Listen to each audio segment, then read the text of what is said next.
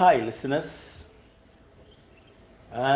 This is your friend, your colleague, retired Lt.Colonel Samsudeen Sarr, former commander of the Gambian National Army, once again coming back on this Friday, the 27th of October 2023, to continue reading my book, Testimony of a Gambian Military Officer and a Diplomat. Today I'll be reading chapter 10. Chapter 10, titled Singate and Topper Imprison Us. As the evening of the 26th of July descended, I left the State House to return home. My entire family members, starting from my wife to my mother and everyone in our extended family across Banjul and Serekunda, shared my enthusiasm for my ministerial appointment. The position held significant prestige, ranking among the most esteemed political roles within the nation. In the PPP government, a minister wielded substantial authority, occupying the highest national office. They commanded immense power and respect. They owned opulent private properties, controlled a boundless flow of capital, and above all, they held their positions indefinitely. Even those found guilty of office abuse faced lenient consequences, retaining their jobs or being reassigned to other favorable positions, especially when one was related to the real Mansa, His Excellency Sir Dembo Jamarek Jawla.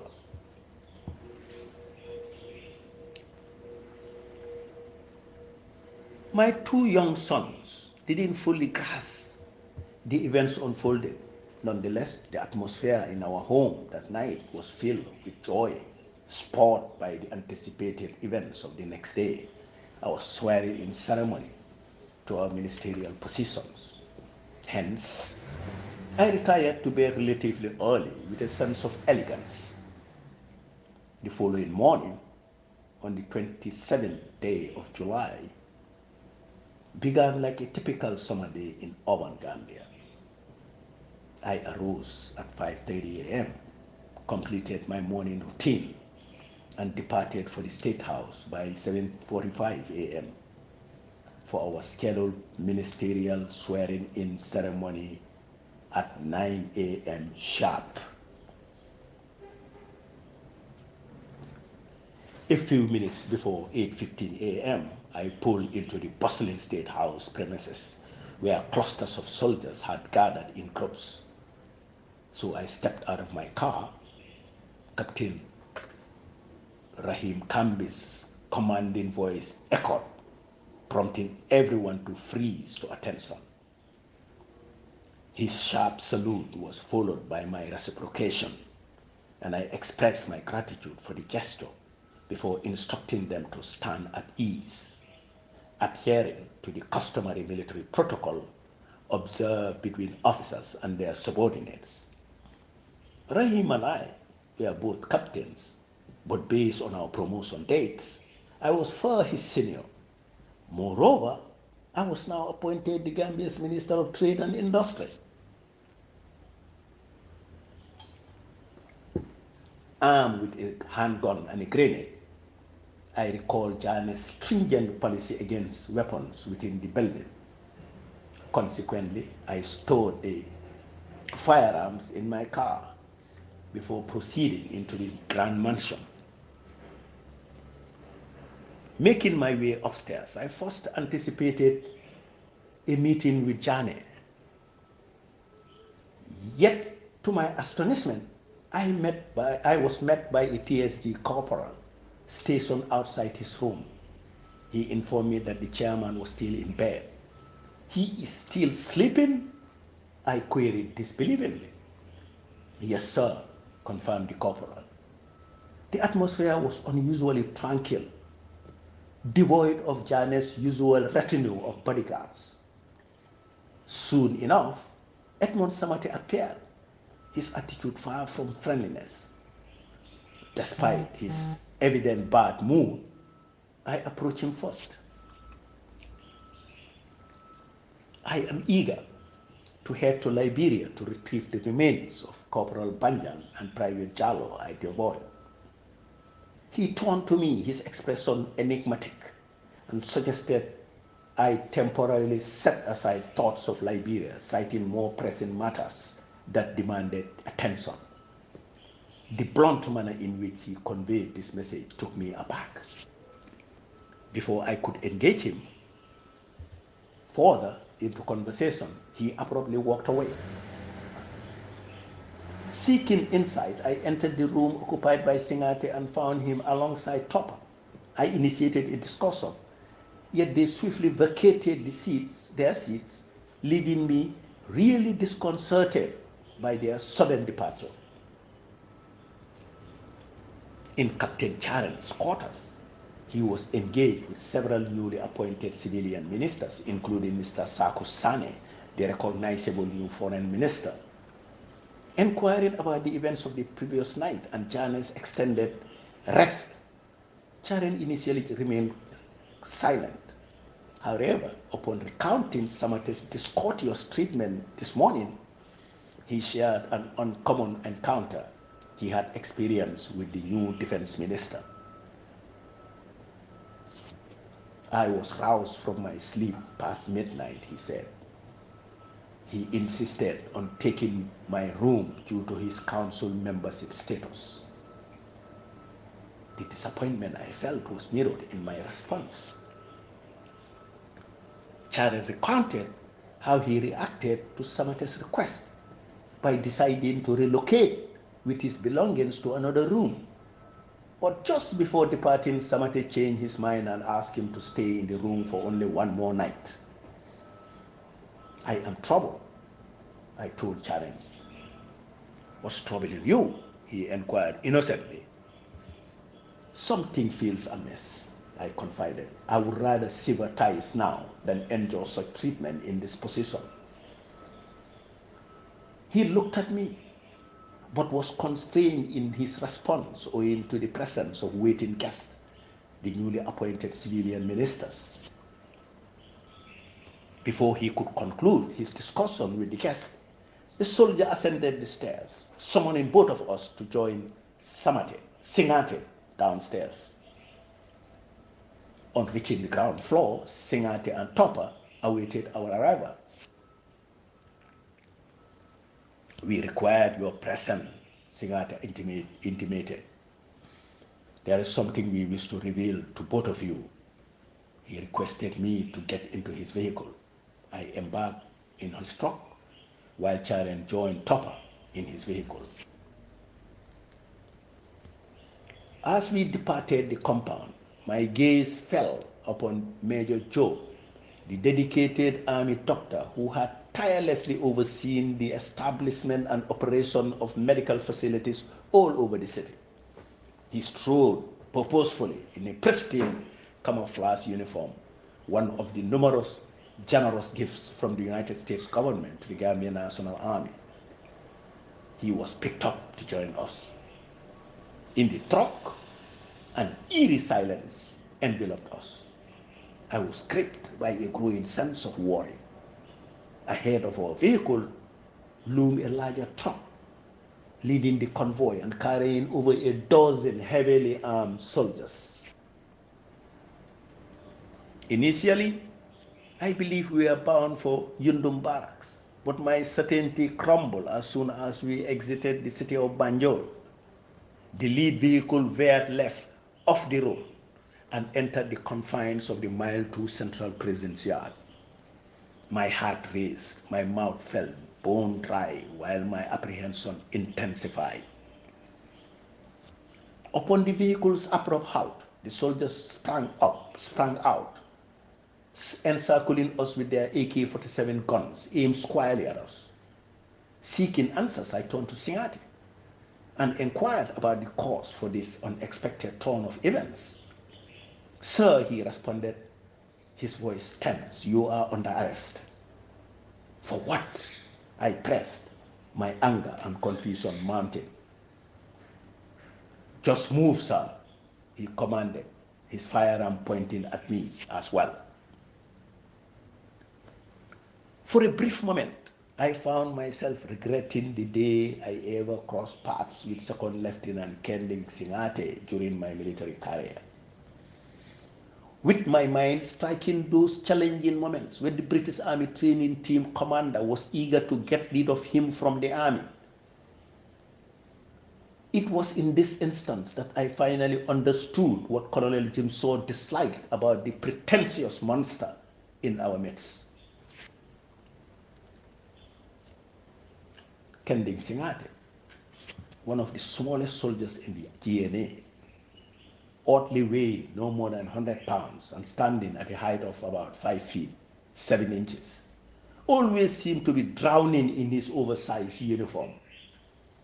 For the first time, I saw not only the irrationality in his behavior and in the way he pointed his weapon at me, but also recognized the danger he posed to all Gambians and even himself. In a sudden and unsettling transformation, this once shy and likable introvert had morphed into an extremely hostile and detestable extrovert.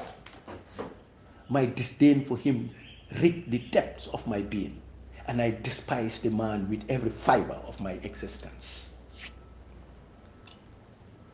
Under the arm watch of Singate Topper and the prison guards, Major Cho, Captain Charen, and I were marched into the prison compound.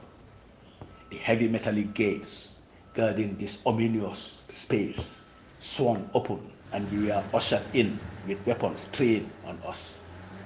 The perimeter was dominated by a towering concrete wall about 30 feet high, flanked by imposing watchtowers, manned by armed guards in both military and prison uniform. The atmosphere was stifling, suffocating.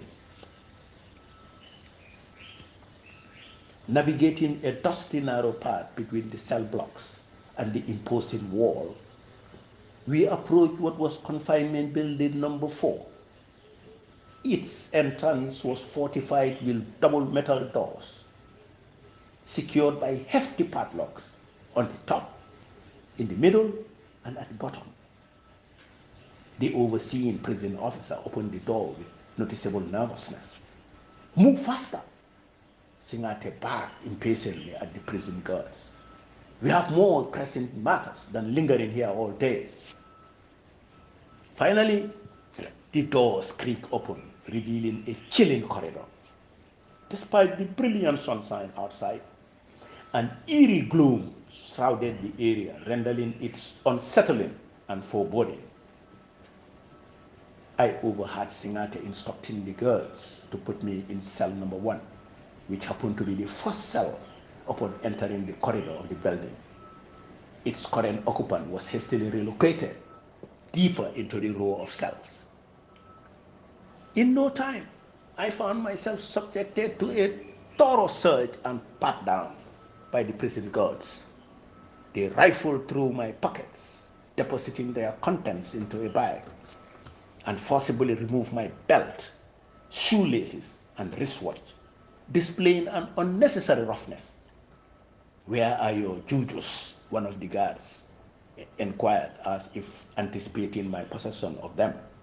"I have no jujus," I retorted. Singate interjected once again, his tone cautionary and threatening. "Keep a close watch on these people. If they manage to escape, your lives won't be worth a penny in this country," he threatened the guards. Though I couldn't see Major Job and Captain Charen from my vantage point, I suspected they were undergoing a similar ordeal. The guards meticulously documented the belongings they confiscated from me, which included some money and other personal effects. After that, they directed me to enter the cell. As I complied, the heavy iron door, similar to the one I had passed through earlier, was secured with chains and locked, illustrating the formidable nature of the enclosure. Constructed with a sturdy blend of concrete and reinforced with iron, angle iron. The single iron door featured 1-inch rods arranged across its upper section, granting the guards a clear view into the cell and the activities of its inmate. The cell itself spanned approximately 10 feet in length, 4 feet in width, and reached a towering 12 feet in height, all fashioned from premium concrete.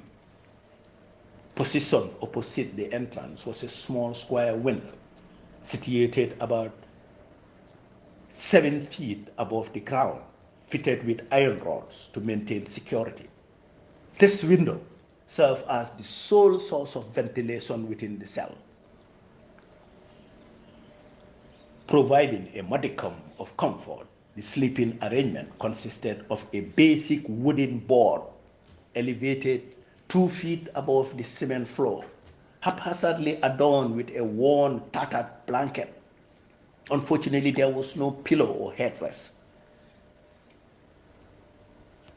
Among the sparse furnishings were a chamber pot, a water bottle, a cup, and a food basin, all fashioned from plastic. However, there was no cutlery or utensils in the enclosure. It took between 15 to 20 minutes for the weight of our situation to fully settle in.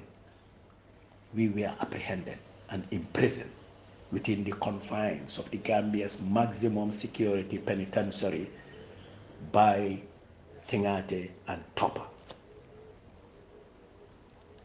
My sanity wavered as the realization sunk in. It was incomprehensible that I found myself within the nation's most infamous prison.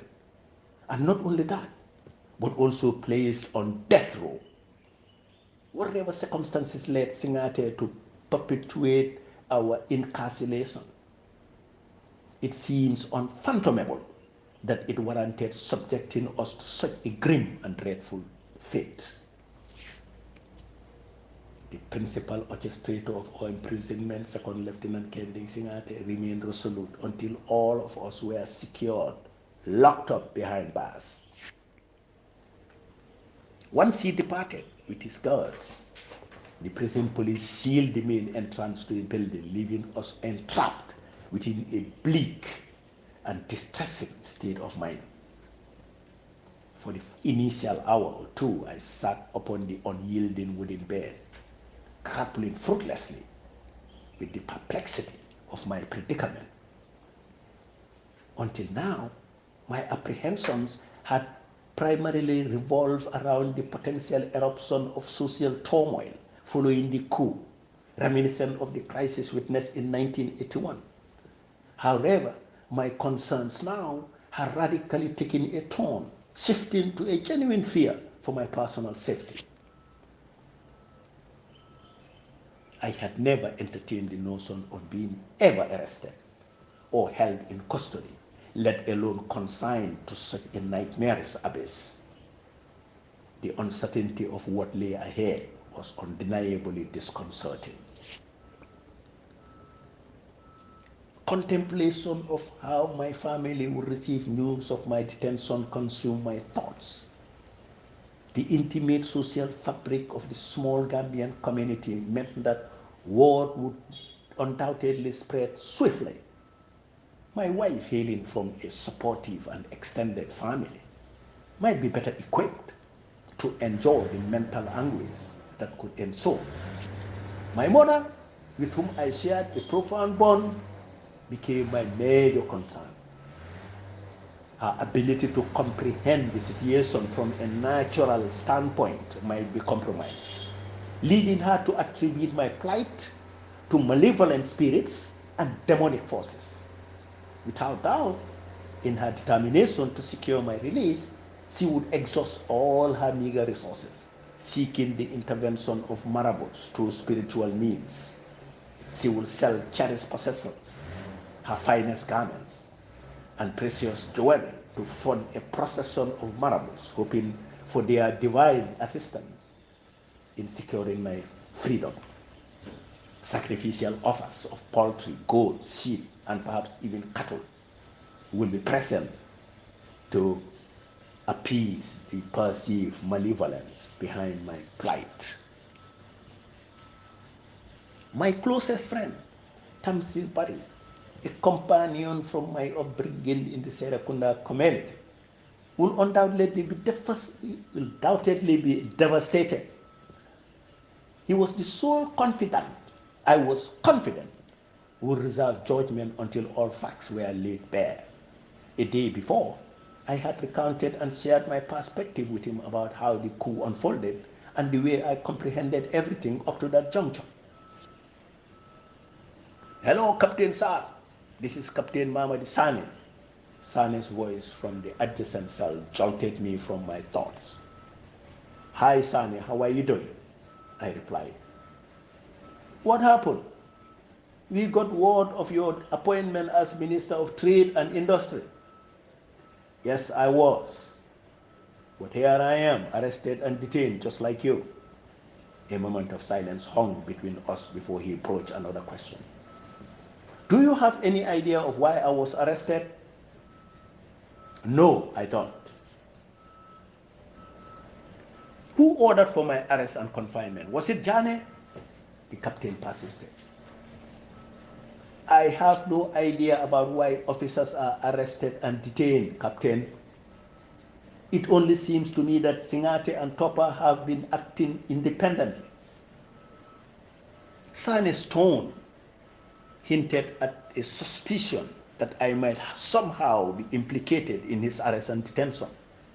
Perhaps he still believed I harbored resentment due to his actions towards me at the Denton Bridge on the day of the coup. In reality, I held no resentment towards him or anybody whatsoever, except from that moment on to Singate and Tom. Instead, I only found myself disappointed in his inability to assert his authority over his subordinates after being the most senior officer among them on the 22nd of July 1994, and with them march at the forefront from Yundum Barracks to Banjul and successfully overthrew the PPP government. It certainly bothered me that if Second Lieutenant Yankuba Trawale, stationed at Farafenyo that whole day, could claim a portion of the spoils, what about Captain Mamadi Sane, with his efforts and the risks he took? Captain Sane's life could have been at stake if the operation had erupted into real combat, given his continuous presence at the forefront of the marching troops with only a pistol in hand. It seemed to me that the captain lost all his authority due to his inability to muster the strength or assertiveness required to establish his leadership role over his junior officers like Jani did. Jani from the onset stood firm and achieved that. Samate had attempted to diminish Jani's role that day by asserting that the lieutenant hadn't been part of the coup's planning and coordination. And despite Samate and Singate's efforts to claim the credit for themselves alone, Jani adamantly contested their narrative, eventually asserting his right to an equal share of power and ultimately even taking on the leadership role. His audacious protest of not letting the baboons consume the monkey's walk might have been his way of making it clear to Samate and Singate that he wouldn't easily accept defeat like Sane did. Did you all hear that Major Chris Jackson has been taken away? A voice emerged from a neighboring cell, interrupting my reflections on Captain Sane. According to the informant, when Singate and his associates left the block, they took along Major Jackson, who was removed from his cell. Around 2 hours later, we received news that Major Jackson had been released from detention and discharged from the Gambian National Army. This small glimmer of hope lifted our spirits within the confines of that grim place. Midday marked lunchtime, in the prison facility. The manner in which our meals were delivered continued to astound me. It was as if though we were the most high-profile criminals in the entire universe.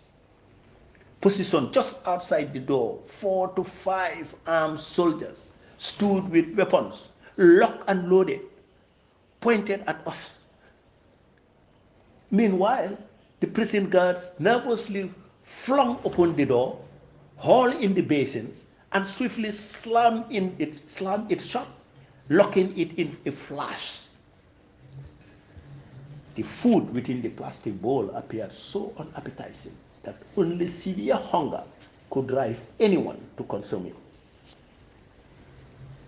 I had lost my appetite and felt no hunger, a result of the overwhelming shock and depression that gripped me during that moment and in the penal institution. For over 24 hours, I couldn't bring myself to eat anything. As dinner was served, I faced couscous, locally known as chere, a dish prepared with moistened salted water, and half bonga fish that even a dog will disdain. However, the most haunting memory of that initial day was the relentless onslaught of mosquitoes that infiltrated my cell at night from the nearby swamps. In an attempt to shield myself from their relentless bites, I draped my body with the creamy blanket on the wooden bed. Yet, the sweltering summer heat forced me to cast aside the blanket, leaving me to fend off the insects with my hands throughout the night. However, by dawn, exhaustion overcame me, and I finally yielded to my body's demand for sleep. For the first time ever, I found myself questioning the wisdom of my decision years ago to switch from being a school teacher in the Gambia to pursuing a military career. I had nearly forgotten the details of how it all started, when it happened, and where it took place. It might be time to revisit that significant chapter in my life history. That ends today's session, folks. Till next week, have a nice day, and once again, Juma Mubarak.